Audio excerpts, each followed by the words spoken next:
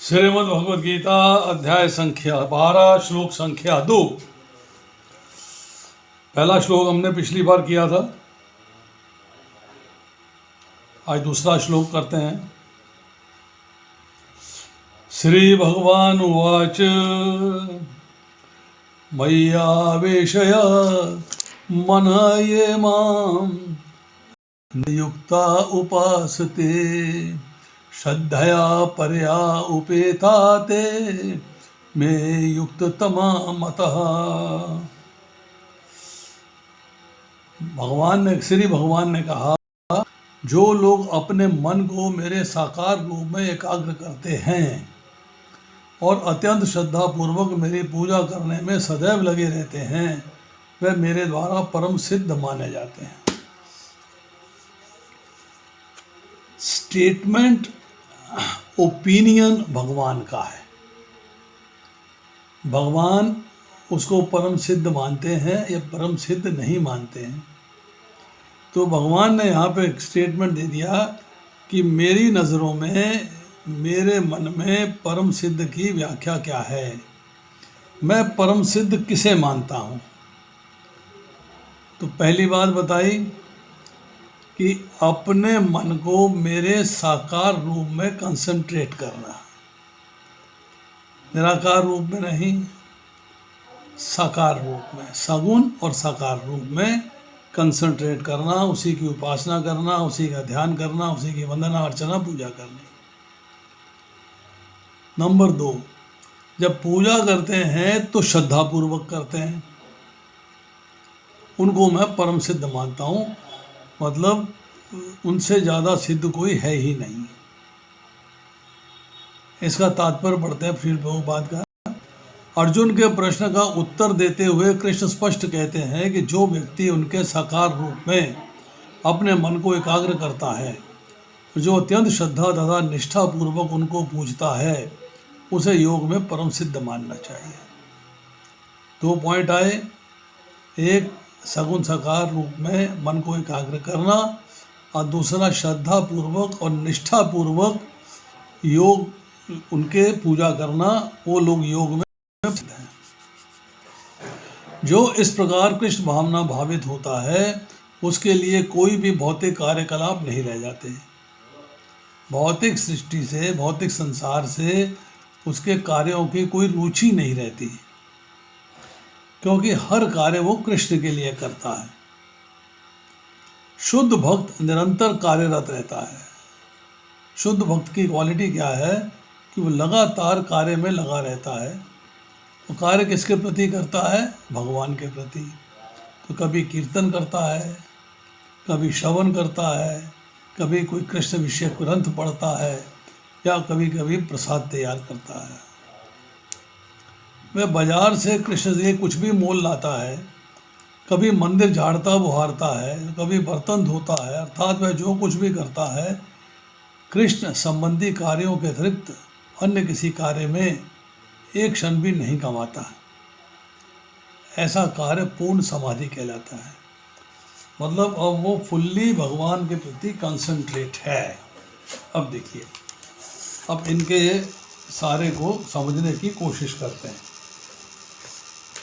इसमें बात आई श्रद्धा की। श्रद्धा कितने प्रकार की होती है और श्रद्धा का अर्थ क्या है? मतलब फेथ, आपका उनमें विश्वास हो गया है। यस, भगवान यही हैं और मैं इनके अंदर पूर्ण विश्वास रखता हूँ, मेरी इनके प्रति श्रद्धा हो गई है। श्रद्धा 2 प्रकार की होती है, एक स्वाभाविकी और एक बलादुत्पादिता। एक स्वाभाविकी श्रद्धा है और एक श्रद्धा है बलादुत्पादिका। स्वाभाविकी श्रद्धा क्या होती है कि नेचुरली आपकी भगवान में श्रद्धा है, कोई आपको कंपेल नहीं कर रहा, जोर जबरदस्ती से श्रद्धा पैदा नहीं कर रहा। पूर्व जन्म में साधु संग किया होगा, तो हम कहते हैं नेहा विक्रम नाशो अस्ति प्रत्यवायो न विद्यते, मतलब पिछले जन्म के कर्मों के संस्कार इस जन्म में जब फलित होते हैं तो आपकी भगवान की कृपा से शास्त्रों में स्वाभाविक विश्वास हो जाता है, स्वाभाविक श्रद्धा हो जाती है, भगवान में भी स्वाभाविक विश्वास हो जाता है, स्वाभाविक श्रद्धा हो जाती है। दूसरी है बलादुत्पादिता। बलात् मतलब aroused by forceful preaching of others, मतलब पूर्व संस्कार नहीं है, पिछले जन्मों के संस्कार नहीं हैं, शास्त्र के ज्ञान से रहित है, वो शास्त्र नहीं पढ़ा है, बट दूसरों के आचरण को देख के, दूसरों को करते हुए कार्य देख के वो श्रद्धा आ जाता है, या श्रद्धा डेवलप होती है कुल परंपरा से कि मेरे कुल में ये काम हो रहा है तो मेरी उसमें श्रद्धा हो गई, मैं भी वही काम करता जा रहा हूँ। माधुर्य कादम्बनी एक ग्रंथ, उसमें विश्वनाथ चक्रवर्ती ठाकुर लिखते हैं साचय स्वभाव की केनापि बलादुत्पादिका चय, मतलब स्वाभाविक श्रद्धा और बलादुत्पादिका श्रद्धा जो है उसके बारे में हमने बता दिया। यही बात जो है माधुर्य कादम्बनी में विश्वनाथ चक्रवर्ती ठाकुर कहते हैं।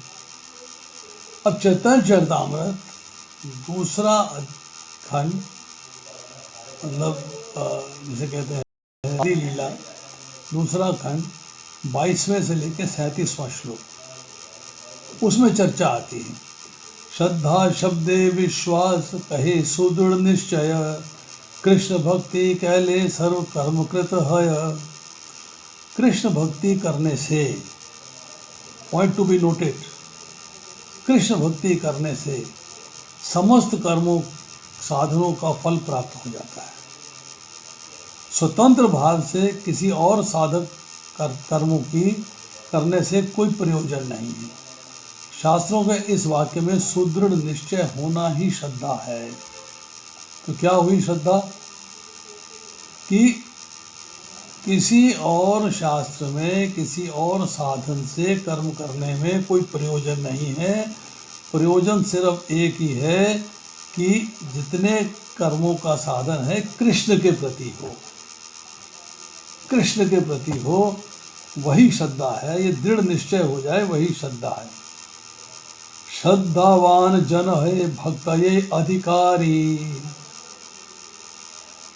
होता क्या है, शुरू के टाइम में, शुरू के चरण में, शुरू के पीरियड में व्यक्ति जो है भगवान के चरण कमलों का आश्रय ले ले और सदाचार के बारे में जिज्ञासा करे, जीवन के उद्देश्य के बारे में जिज्ञासा करे, भगवान के बारे में जिज्ञासा करे, कर्म के बारे में जिज्ञासा करे, कर्म फल के बारे में जिज्ञासा करे, मुक्ति के बारे में जिज्ञासा करे, तब श्रद्धा जागृत होती है। तब श्रद्धा जागृत होती है कि ये मेरा फेथ बनता जा रहा है कि मैं शरीर नहीं हूँ, मैं आत्मा हूँ, भगवान के यहाँ से आया हूँ, भगवान के यहाँ वापस जाना है। अगर मैं भौतिक संसार को भोगने का कर्म करूँगा तो मेरे को उसके फल भोगने के लिए शरीर धारण करना पड़ेगा। मुझे शरीर धारण नहीं करना है, मुझे भगवत धाम वापस जाना है। तो ये जब जिज्ञासा होती है, जब चरण कमलों का आश्रय ले लेता है, तब श्रद्धा की बिगिनिंग हो जाती है। अब मध्य लीला 23वां अध्याय का 9वां प्यार है। कौन भाग्य कौन जीवे श्रद्धायति है, तबे से ही जीव साधु संग ये करय। अर्थ है यदि भाग्यवश मतलब किस्मत से कोई जीव कृष्ण में श्रद्धा उत्पन्न कर लेता है तो क्या होता है, श्रद्धा आते ही वो भक्तों की संगति प्राप्त करना आरंभ कर देता है। श्रद्धा आते ही भक्तों की संगति प्राप्त करना शुरू कर देता है। साधु संग हेते है श्रवण कीर्तन, साधन भक्त्य है सभानर्थ नितन। जब भक्तों की संगति से कोई व्यक्ति भक्ति की ओर उन्मुख होता है, क्योंकि भक्त का संग करेगा तो भक्ति करेगा, तो भक्ति की तरफ उसका मुख मुड़ गया। जब भक्ति को उन्मुख होता है तो वह सारे विधि विधानों का पालन करने और कीर्तन और श्रवण के द्वारा सवारे अवांछित कर्मों से मुक्त हो जाता है। तो श्रद्धा को प्रॉपरली अंडरस्टैंड करना बहुत आवश्यक है। अब आती है बात, बलदेव विद्याभूषण लिखते हैं युक्ततमा का अर्थ क्या है। युक्ततमा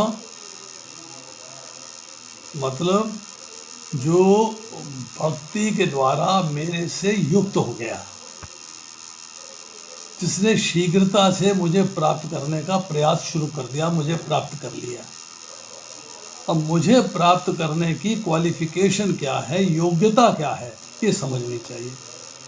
सगुण साकार रूप की उपासना करना योग्यता है, पर उसके लिए चाहिए पर्याय श्रद्धा, जो शब्द इस्तेमाल हुआ है, दैट इज फर्म फेथ के साथ, दृढ़ निश्चय के साथ, दृढ़ विश्वास के साथ मेरी भक्ति करना। उसके बाद continuously absorbing their minds in me, अपने मन को मेरे प्रति पूर्णतः हर समय, हर क्षण, हर पल समर्पित कर देना। उसका मैं अभी आपको एग्जाम्पल दूंगा। नवदा भक्ति के द्वारा मेरी वर्शिप करना, मेरी आराधना करना, मेरी पूजा सेवा करना, और इच्छा करना नित्य युक्त होने की। कैसे कि इटर्नल रिलेशनशिप मुझसे स्थापित करें, मतलब हर समय मेरे सानिध्य में रहने की डिज़ायर पैदा करनी है, शक्ति पैदा करनी है। अब हमने श्रद्धा की बात करी। श्रद्धा 4 प्रकार की होती है। वहाँ हमने देखा 2 टाइप की, स्वाभाविक, बलाद, उत्पादिका। अब एक्शन में क्या है? एक्शन में क्या है? एक है सात्विकी श्रद्धा। सात्विकी श्रद्धा का अर्थ होता है आध्यात्मिक श्रद्धा। आप भगवान के बारे में पूर्ण रूप से जानते हैं, पूर्ण रूप से समझते हैं, पूर्ण रूप से मानते हैं, मनन किया है, समझ लिया है मेरी पोजीशन क्या है, भगवान की पोजीशन क्या है, ये समझ लिया है कि मैं कहाँ से आया हूँ, मुझे कहाँ जाना है। आपकी अध्यात्मिक की श्रद्धा हो गई। दूसरा राशिक श्रद्धा। भगवान में श्रद्धा है, अभी बहुत ज़्यादा डिटेल्स का नॉलेज नहीं है, पर कर्म करते हैं भगवान के लिए, यही डिटेल नॉलेज हो गई। इसे कहते हैं कर्म परक श्रद्धा। मतलब श्रद्धा है तो भगवान को भोग लग रहा है, श्रद्धा है तो भगवान की पूजा हो रही है, श्रद्धा है तो भगवान की सेवा हो रही, कर्म कर रहे हैं उसके लिए। अब कुछ ऐसे लोग हैं जिनकी भगवान में श्रद्धा तो होती है पर वो रूल्स एंड रेगुलेशंस को फॉलो नहीं करते। वो अधर्ममय श्रद्धा है, मतलब धर्म के अनुसार भगवान के प्रति श्रद्धावान नहीं है वो। नो रूल्स नो रेगुलेशंस, तो वो अधर्ममय श्रद्धा है। और लास्ट क्या है? श्रद्धा में अपने आप को भगवान के प्रति समर्पित कर देना। गुणातीत श्रद्धा है वो, गुणों से परे है वो। आप भगवान की सेवा में 24 आवर्स रत हैं। अब देखिए 24 रत होने का अर्थ क्या है वो आपको बताता हूँ, समझिएगा जरा। श्रीमद् भागवत के अंदर 10वें स्कंद के 44वें अध्याय के 15वें श्लोक में कहते हैं, या दोहने अवहरने मेथो प्रलय प्रेमोंगनुभृतो हृदो क्षणमार्जनादो गायन्ति चैन मुक्तध्या शुद्ध कंठयो धन्या व्रज स्त्रिये उरुक्रम क्षितियानः। जो गौओं का दूध दोहते समय, ध्यान से सुनिएगा, जो गौओं का दूध, धान आदि कूटते समय, दही पिलोते समय, आंगन लीपते समय, बालकों को पालने में झूले में झुलाते समय, रोते बच्चों को लोरी सुनाते समय, घरों में जल छिड़कते समय और झाड़ू आदि देने के कर्मों को करते समय, ये सारे कर्म कर रहे हैं। गृहिणियाँ, गोपियाँ, ये सारे कर्म कर रही हैं। करते समय प्रेम पूर्ण चित्त से, मन से, प्रेम पूर्ण मन से, आंखों में आंसू भरकर गदगद वाणी से श्री कृष्ण का गान किया करते हैं। इस प्रकार सदा ही श्री कृष्ण में चित्त लगाए रखने वाली ब्रजवासिनी खूब रमणीय धन्य है। इस तरह हर कार्य करते हुए भगवान स्मरण होने चाहिए। अनन्य चेता सत्यम योग, हर कार्य करते हुए भगवान का ध्यान होना चाहिए। हर कार्य करते हुए आपका भगवान में मन होना चाहिए। अब मन कैसे होगा? अब देखिए, कहते हैं जहाँ प्रेम है वहाँ मन लगता है। अगर किसी लड़की का लड़के से प्रेम है तो लड़की का मन लड़के में लगा रहेगा, लड़के का लड़की में है तो लड़के का मन लड़की में लगा रहेगा। माता पुत्र से प्रेम करती है, वात्सल्य लुटाती है, स्नेह लुटाती है, तो पुत्र हमेशा उसके मन में रहेगा। और पुत्र अगर माता को प्रणाम करता है, आदर करता है, मान करता है, सम्मान करता है, तो पुत्र का मन हमेशा मन में रहेगा, हमेशा माँ में रहेगा। तो प्रेम है जहाँ वहाँ मन लगता है। अब श्रद्धा है, श्रद्धा में अभी प्रेम डेवलप होना है, हुआ नहीं है। श्रद्धा हुई है बट प्रेम डेवलप होना है, हुआ नहीं है। पर श्रद्धा से क्या होता है कि श्रद्धा है तो उसमें बुद्धि लगती है, और ज्ञान कर लूँ, और जिज्ञासा कर लूँ, और पता लग जाए, और पढ़ लूँ, और सुन लूँ, और समझ लूँ। प्रेम में संग की और श्रद्धा में आज्ञा पालन की मुख्यता रहती है। श्रद्धा में व्यक्ति आज्ञा पालन करता है। Yes, I have faith in you, I will follow what you से। मेरा आप में विश्वास है, आप जैसा कहेंगे मैं वैसा ही करूँगा। बट जब प्रेम हो जाता है तब आप चाहते हो मेरा और आपका संग हो जाए, साथ हो जाए। अब देखिए, हमने इस बात को समझने का थोड़ा सा और प्रयास करते हैं। नित्य युक्ता, हर क्षण भगवान के साथ युक्त रहना। इसका अर्थ क्या है? हम लोग साधक हैं,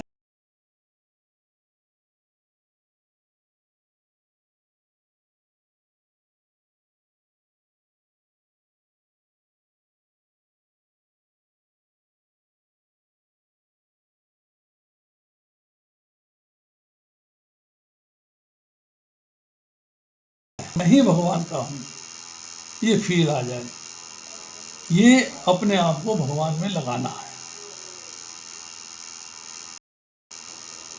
अब जब आपका दृढ़ उद्देश्य, स्ट्रॉन्ग एम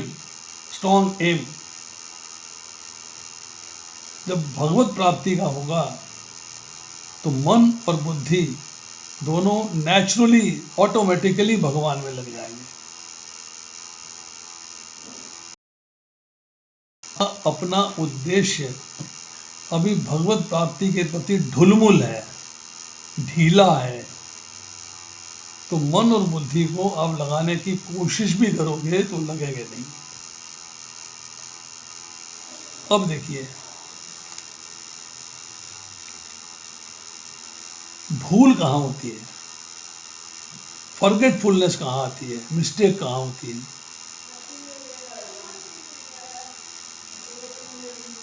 ऑटोमेटिकली मेरा मन, मेरी बुद्धि भगवान में लग जाए, अभी उसकी प्रैक्टिस नहीं है। पर मन और बुद्धि को भगवान में लगाने का प्रैक्टिस करने की कोशिश कर रहा है, अभ्यास कर रहा है। जब तक आप टोटली भगवान के प्रति सरेंडर नहीं हो जाओगे, शरणागत नहीं हो जाओगे, चरण कमलों के प्रति समर्पित नहीं हो जाओगे, आपका मन, आपकी बुद्धि, आपकी इंद्रियां, आपका शरीर, आप स्वयं भगवान के प्रति समर्पित नहीं हो जाओगे, तब तक मन और बुद्धि को भगवान में लगाना बड़ा कठिन है।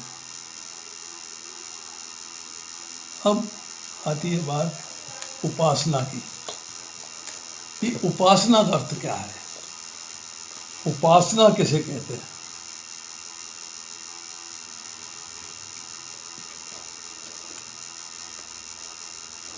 गोपियों की तरह सारे कार्य करते समय परम प्रेम पूर्वक सर्वशक्तिमान सर्वंतर्यामी संपूर्ण गुणों के समुद्र भगवान में तन्मय कर देना, भूल जाना अपने आप को, तन्मय कर देना और सदा प्रेम पूर्वक उनका चिंतन करते रहना, मन को एकाग्र कर देना और निरंतर उनके ध्यान में स्थित रहना, उनकी उपासना करना।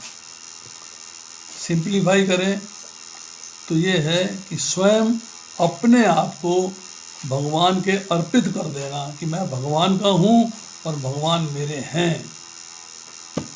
अब मैं भगवान का हूँ, स्वयं अपने आप को भगवान में अर्पित करने से नाम जप करना है, चिंतन करना है, ध्यान लगाना है, सेवा करनी है, पूजा करनी है, मतलब जो भी कार्य करना है वो भगवान के लिए ही करना है। इसका मतलब है आप प्रॉपर उपासना कर रहे हैं। अब देखिए और बात करते हैं, सिंपल दो एक बातें और करते हैं।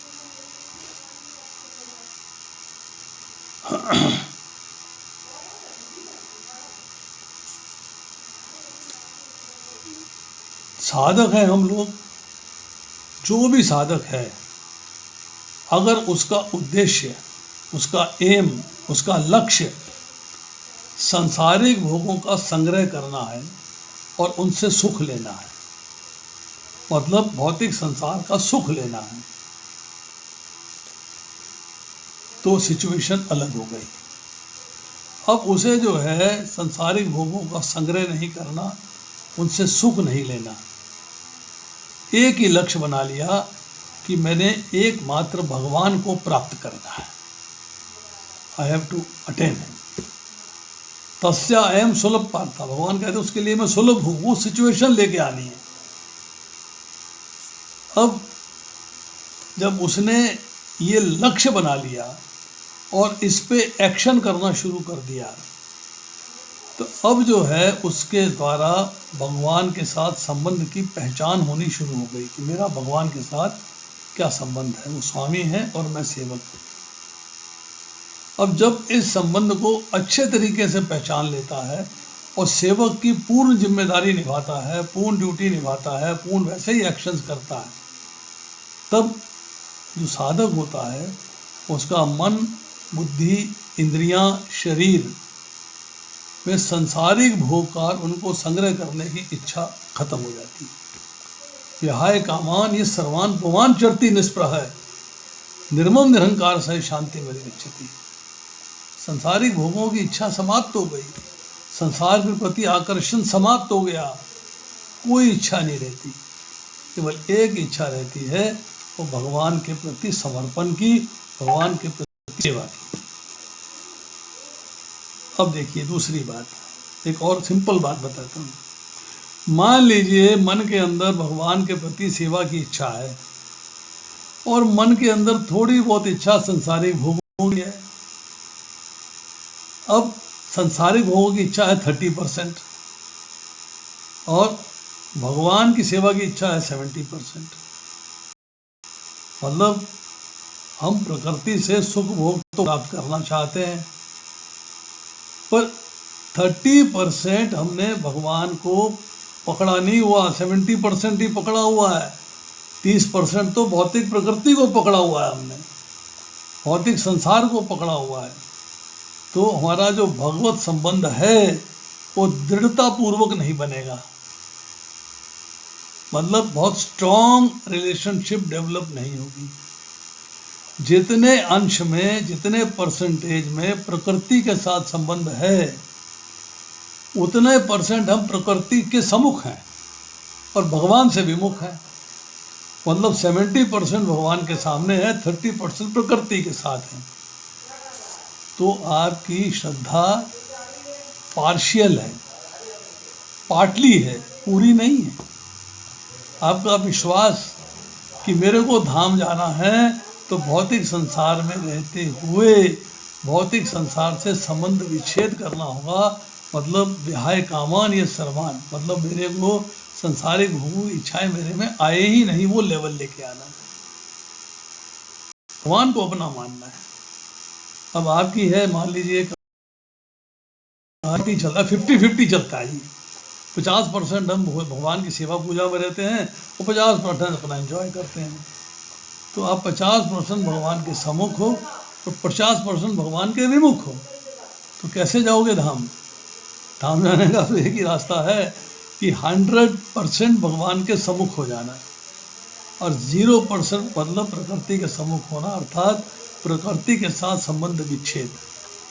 You have to break your relationship with the material nature. और ये बात जो है आगे जाके आपको समझाई जाएगी जब हम 15वां अध्याय पढ़ेंगे। 15वें अध्याय के अंदर भगवान कहते हैं, इस वृक्ष के वास्तविक स्वरूप का अनुभव इस जगत में नहीं किया जा सकता। कोई भी ये नहीं समझ सकता कि इस वृक्ष का आदि कहाँ है और अंत कहाँ है और इसका आधार कहाँ है। लेकिन मनुष्य को चाहिए, दिस लाइन इज इम्पॉर्टेंट, लेकिन मनुष्य को चाहिए कि इस दृढ़ मूल वाले वृक्ष, मतलब भौतिक संसार रूपी जो वृक्ष है, इस दृढ़, इसका जड़ बहुत पक्की है, दृढ़ मूल वाले वृक्ष को विरक्ति के शस्त्र कुठार से मार गिराए, काट गिराए, और तत्पश्चात ऐसे स्थान की खोज करनी चाहिए जहाँ से जाकर लौटना न पड़े, जहाँ उस भगवान की शरण ग्रहण कर ली जाए। मतलब भौतिक संसार से आपको संबंध विच्छेद करना है। फिर कहते हैं, निर्माण मोहा चित्त संग दोषा अध्यात्म नित्या विनिवृत्त कामा द्वंद्व विमुक्ता सुख दुख संगे गशंत्य मूढ़ा पदम अव्ययम तप। जो झूठी प्रतिष्ठा मोह कुसंगति से मुक्त है, जो शाश्वत तत्व को समझते हैं, जिन्होंने भौतिक कामनाओं को नष्ट कर दिया है, जो सुख तथा दुख के द्वंद्व से मुक्त हैं, और जो मोह रहित होकर परम पुरुष के शरणागत होने, वे उस शाश्वत पद, उस राज्य को प्राप्त होते हैं। तो भौतिक सृष्टि से संबंध समाप्त करना। तो हमने बताया आपको कि जहाँ प्रेम होता है वहाँ मन लगता है, वहाँ बुद्धि लगती है, और प्रेम में भक्तों के संग की, भगवान के संग की, जिससे प्रेम करते हैं उससे संग की, और आज्ञा पालन में उसके आज्ञा की प्रमुखता रहती है, श्रद्धा में आज्ञा पालन की प्रमुखता रहती है। भगवान से जब प्रेम हो जाता है, एकमात्र भगवान से प्रेम, माँ में कम शरणम व्रज, माँ के एकमात्र भगवान से जब प्रेम हो जाता है तो भक्त को भगवान के साथ निरंतर संबंध का अनुभव होता है। कभी वियोग का अनुभव होता ही नहीं, क्योंकि हमेशा भगवान के प्रति समर्पित है, वियोग की बात ही नहीं आती। तो इसलिए भगवान के मत में ऐसे भक्त वास्तव में उत्तम योगवेता है। यहाँ जो योगवेता की चर्चा आई, योगवेता की चर्चा हमने जो है करी है, उसको समझने का प्रयास करेंगे थोड़ा सा।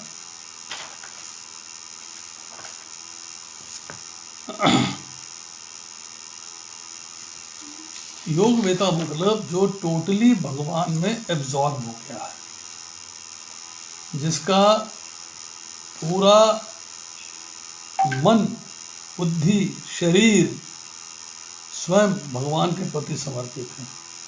तो 3 शब्द इस्तेमाल होते हैं, एक है योगवित, एक है योगवितर, और एक है योगवितम। जैसे हम कहते हैं गुड बेस्ट। योगवित का मतलब होता है जो गुणातीत श्रद्धा वाला भक्त है, गुणों से अतीत है, प्रकृति के 3 गुणों को लांग गया, ऐसी श्रद्धा है उसके अंदर। जो ज्ञान और कर्म से मिश्रित भक्त है उसे योगवितर कहते हैं, परंतु जो अनन्य भक्त है वो योगवितम है। तो भक्तों की 3 क्वालिटी बताई।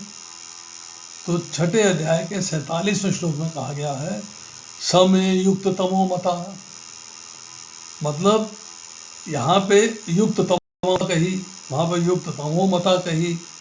तो हर जगह भगवान बता रहे हैं कि मेरे से युक्त होने के भी प्लेटफॉर्म है। सीढ़ी नंबर 1, सीढ़ी नंबर 2 और सीढ़ी नंबर 3। सीढ़ी नंबर 1 है योग वितर, सीढ़ी नंबर 2 है योग वितर और सीढ़ी नंबर 3 है योग वितम। तो हमें जो है योग वितम लेवल पर आना है। हमारा जो लेवल है वो योग वित या योग वितर नहीं होना चाहिए, हमको जो है योग वितम के लेवल पे आना है।